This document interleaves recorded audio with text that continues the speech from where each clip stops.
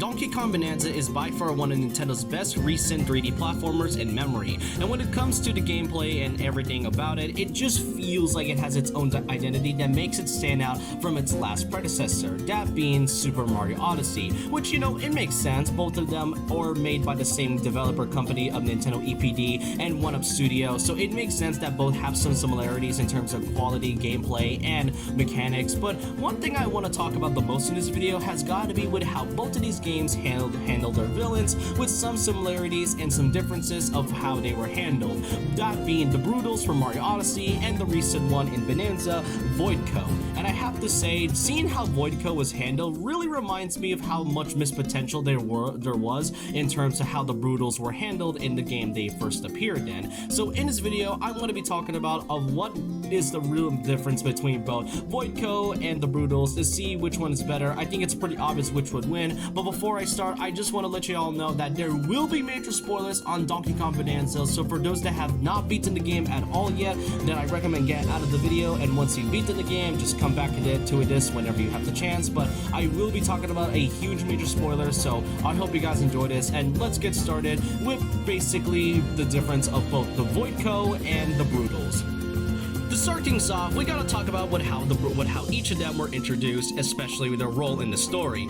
With the Broodals, they were first seen in the Cap Kingdom, introducing themselves as Bowser's wedding planners. It consists of these members being Topper, Spewart, Rango, and Harriet, and this also includes their main leader, Madame Brood. And the thing regarding about their sudden first appearance is that while I do like how they were introduced, I feel like they just kind of came out of nowhere. Yeah, they introduced themselves as Bowser's wedding planners, but they weren't really seen around whenever Bowser was kidnapping Peach and fighting Mario at the same time. Maybe having them, flying around in their airship around Bowser's ship while he was fighting Mario at the same time. That right there would have been at least fine. And then you also got Madame Brood, who only gets introduced in the Cascade Kingdom and then fought again in the Moon Kingdom, but I'll get to that pretty soon. But meanwhile, VoidCo basically comes in out of nowhere with a giant, and I mean a giant meteor, while also destroying a huge part of the Ingot Isle, while also taking a lot of the Banandium root gems at the same time, where he also takes Donkey Kong and also kidnaps Pauline at the same time. So that right there is a great way to introduce a villain that is already given out an interesting first impression. First impressions always matter, everybody. And there's also regarding about how the villains are, because I have to say in terms of their leadership, in contrast to both Madame Brood and VoidCo, it is a little tricky because of how they were handled throughout their entire story, but you can kind of tell of how their role is supposed to be whenever you play each of those games. And major spoiler right here, VoidCo is basically this game's main antagonist for the duration of the game until the last couple hours of the story, where King K. Rool comes in out of nowhere, hits VoidCo with one hit, and basically disappears for the rest of the game, and then becomes this game's main antagonist. That right there is a really good way, because you know that VoidCo is going to be the main villain for a good while until that major surprise comes in. Meanwhile, Madame Brood is just kind of a character who we know that her and the Broodals are just sort of there as secondary henchmen and not exactly there as like actual antagonists, to say the least. And I get it, Bowser has to be the main focus and all, but sometimes I feel like the Broodals were not really much of a threat to say the least. They're just kind of there as nuisance just for them to kind of fight Mario, and that's about it. And not just that, I really love how VoidCo and VoidCo in general as a character was handled throughout the entire story. You can see that he is a very evil Kong, to the point where he goes through each layer covering everything with his advertisements, showing off posters, and even showing off different gates that basically is blocking DK and Pauline throughout the entire journey. You can see that he cares for no one but himself, and that also includes possessing other creatures in the meanwhile, while also trying to find their way to get to the Banandium route. Meanwhile, you also get to the Broodals, who just kind of were just there, to say the least, and that also applies to the other members of VoidCo in general, that being Grumpy Kong and Poppy Kong. The way they were handled in the story was pretty great, and how their characters each encapsulate of their role as the members of VoidCo. For Grumpy Kong, he is a character who is very, very prideful and caring of his work. That's why he has a giant pickaxe, and you can really see if I just their character design, they have something that makes them stand out. And for Poppy Kong herself, you can see that she's gotten a lot more love just from this one simple title alone, and both of their roles really equates to a lot. Like for example, their character designs can tell you a lot. Since character designs are usually my favorite parts when it comes to a character specifically, it tells what they are without ever speaking a word at first. For Grumpy Kong, he is a large Kong, but who has a giant pickaxe, a small miner helmet, and also a large vest, and takes pride in his work. And with Poppy Kong being the director of intelligence, it makes sense that she has a much more slicker design while also having glasses and an outfit that feels very fitting of a secretary. And not just that, I really love how they still managed to make their characters still have that demon of purple to match the VoidCo color scheme, like the purple hair streak on Poppy's hair and Grumpy Kong's eye bags and his gloves. Void Kong even has a design that matches his maniacal and greedy personality. I mean, gold teeth, yellow bow tie, large fuzzy jacket.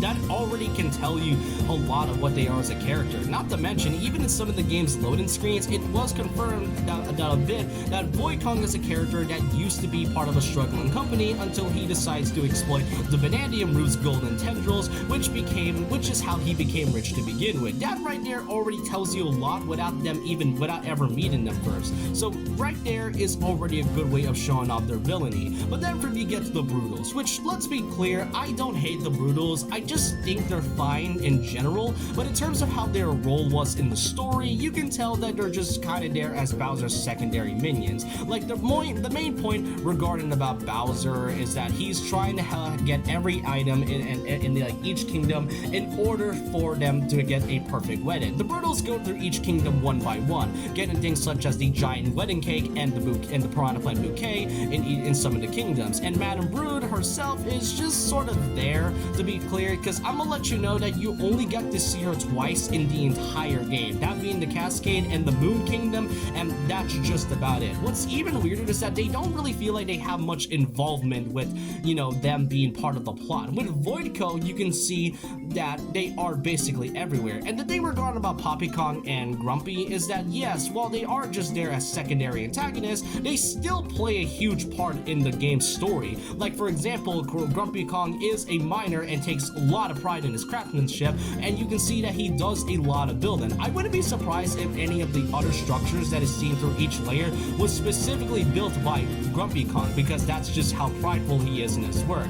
But then you got characters like Madame Brood, and the Broodals, who doesn't really have much advertisements. Meanwhile, Bowser has a lot of posters advertising his wedding, and I get it, he is meant to be this game's villain, but you gotta at least give the Broodals some involvement. Not to mention is that by the time you get to each of the kingdoms one by one, the Broodals are already there, and sometimes they will occasionally stop Mario, and that's about it. While VoidCo and the other characters are slowly going down to get to the planet core in order to get the Vanadium Root. That right there tells you a lot of how their role is in the story as well as their character designs. Now, what really makes VoidCo stand out a lot from characters apart from the Broodals is that VoidCo surprisingly feels like characters, like they aren't just secondary antagonists. I don't really need to go over Void Kong already, since I've already talked a bit of what makes him stand out, but for characters like Grumpy and Poppy Kong, they are surprisingly more than just secondary henchmen to the company. And that's the fact that once you beat them in their first boss fight together, you may have noticed that you can actually interact with the character after you've beaten them in the fight, which really caught me by surprise, since most games don't really do that. They don't usually have boss fights where you interact with them once you've beaten them. And yes, Poppy and Grumpy are both pretty disappointed that they lost to DK and Pauline, but what really makes me surprised by them is that they actually respect DK. They respect DK and Pauline's ambition to get to the surface, that they allow to go past them after, you know, after getting beaten, and that's really what makes them stand out a lot. I mean, even Poppy Kong as well. Once you've beaten her a second time, she basically resigns from the company because she didn't want to waste her talents at all, which really makes me love Poppy Kong a lot more as a character than it seems, which, I mean, yeah, that's fine enough as they are. They feel like characters, but what's more surprising is that each of them both kind of got a bit of a redemption arc, notably Poppy Kong, because once she was imprisoned in the Groove Layer, she now plays a bit of a big role in assisting DK in rescuing Pauline. That right there is something, and then by the time you beat in the main game and the main story, you go back to Ingot Isle and you'll notice that both Grumpy and Poppy have now both resigned and quit the company of VoidCo and have now started their own business company together that is fully separate from VoidCo. I mean, it's one thing to make them separate characters that make them very distinct from Void Kong in general, but to have them get mini redemption arcs is something that I did not really expect, and I can't help but love the developers for making them more than just henchmen. That right there tells you a lot. Meanwhile, the Broodals are just sort of there, to say the least. Yes, they are there as wedding planners, and by far, I think Madame Brood in general is by far the most disappointing and most missed potential than the actual main Broodals, because in terms of their leadership, you have to at least make a presence. As I mentioned, you only get to see her twice in the entire game, and she is just never seen again. And for the Broodals, you only get to fight them in their giant mecha form in like the Bowser Kingdom, and afterwards you don't really get to see them again. Now, credit to where credit is due. In terms of their character designs, I do really like how, despite them, you know, having pretty similar designs, especially with the whole suit and tie thing, I can at least understand that they are wedding planners. And throughout the entirety of Mario Odyssey, they are simply wedding. There are so many advertisements of Bowser's wedding and so many things that are involved in cats and suits that I don't think I should be surprised by why they are designed like this. Not to mention that I can credit them for making this design kind of intentional, since they have white fur and red eyes, which does indicate that they are from the moon, which, yes, they are part of the dark side of the moon, to be exact. Though the only weird thing regarding about it is that when you go to the Moon King, the dark side of that moon, there are like regular rabbits that are kind, yet these Broodals are somehow meaner. It's never really explained, and that's the really big problem regarding about them, because they don't really feel like characters. Like, tell me, aside from, you know, Madame Brood, who's like the leader, what really makes all four of them distinct from one another, other than that they are rabbits, and that's about it. The one character I could kind of differentiate from all of them is Spirit, and that's because he can spew poison out of his mouth. Don't ask how that's possible, that's just Mario in general. But for characters like, you know, Harriet and Rango, I don't really know much about them. And for Topper, I guess you can say he's the semi-leader, and he is the most basic one out of all of them, since he does throw his hat and all. But that's the only thing that makes them distinct from one another, and that's all I can truly say. I know a lot of people tend to compare the Koopalings to the Broodals, but at least with the Koopalings, not only are their designs extremely different, of course, but they all have personalities that matches their design after all. As I mentioned with Poppy and Grumpy, their designs really tells you a lot of what they are as characters before you even get to meet them, whereas the Broodals, you don't really get to know much about them, especially once you beat them. Like, look, I don't expect to interact with the Broodals at all, but I really wish we get to see more of their dynamic than just them being Bowser's henchmen and wedding planners at all. And especially Madame Brood, who, despite being the main leader, you cannot really see her at all, and she's only ever talked about Bowser at least once. She's not even in the advertisement posters at all in the slightest. So really, that's all I could truly say regarding about both the Broodals and VoidCo in general. Now, of course, I do want to mention this, that I don't hate the Broodals. I think they're fine in general and how they were handled, but it seems that Nintendo EPD, and especially One Up Studio, took a lot of criticism and took some notes as to how they were handled as villains,